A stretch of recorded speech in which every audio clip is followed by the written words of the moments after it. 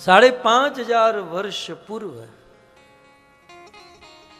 एक समय की बात है, धर्मराज युधिष्ठिर ने बहुत बड़ा यज्ञ किया, जिस यज्ञ का नाम था राजसूय यज्ञ। राजसूय नहीं,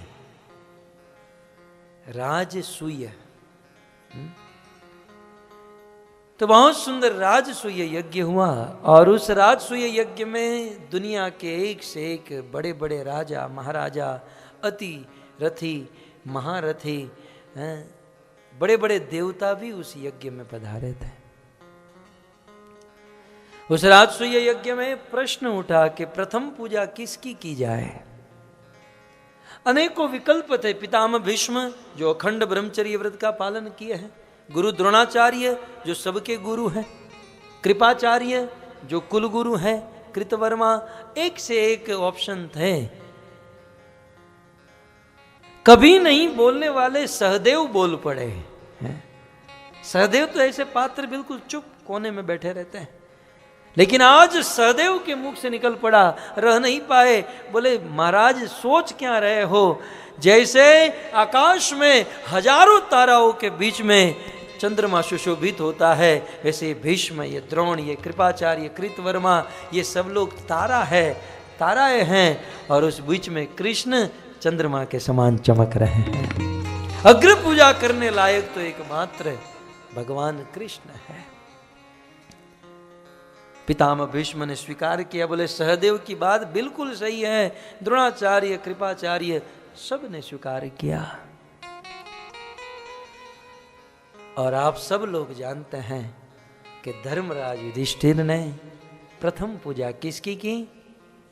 भगवान कृष्ण की।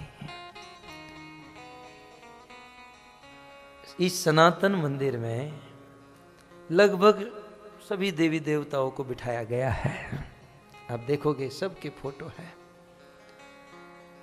लेकिन यदि प्रश्न खड़ा हो कि इसमें अग्र पूजा किसकी की जाए, तो उत्तर क्या होगा? भगवान कृष्ण की। इतिहास के ये प्रसंग हमारे जीवन में प्रेरणा देते हैं, एक बहुत सुंदर सीख, एक बहुत सुंदर शिक्षा देते हैं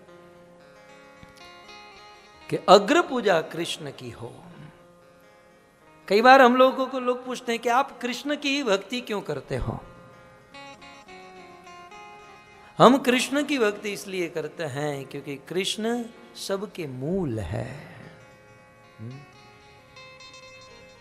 जैसे भारत में 2000 की नोट होती है ना, उस 2000 की नोट में 1000 की नोट है, 500 की नोट है, 50, 20, 100 और चिल्लर सब कुछ है।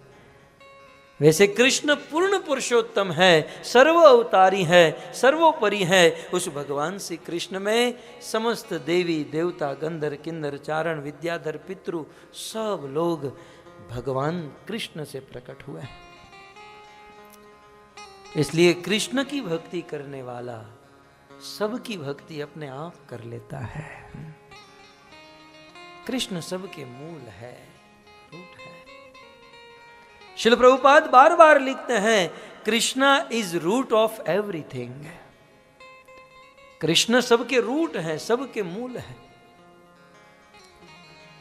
हमारे शरीर में, हाथों में, पांवों में, आंखों में, कानों में शक्ति बढ़ानी है तो भोजन तो पेट में ही डालना होगा। परम पूज्य गोपाल कृष्ण गोस्वामी महाराज कहते हैं कि हाथों की शक्ति बढ़ाने के लिए यहाँ से ऑपरेशन करें और थोड़ी रोटी सब्जी यहाँ घुसा देंगे तो क्या हाथों में शक्ति बढ़ेगी? पाँव में शक्ति बढ़ानी है तो यहाँ थोड़ा चीरा करके थोड़ा राइस भर देंगे तो यहाँ शक्ति बढ़ेगी? भोजन तो पेट में ही डालना होगा और पेट से ही सभी इंद्रियों में शक्ति बढ़ेगी। ठीक उसी प्रकार दुर्गा देवी, काली देवी, ये देवी, ये देवता, इन सब को प्रसन्न करना है तो आप कृष्ण को प्रसन्न कर लीजिए, सभी देवी देवता प्रसन्न हो जाएंगे।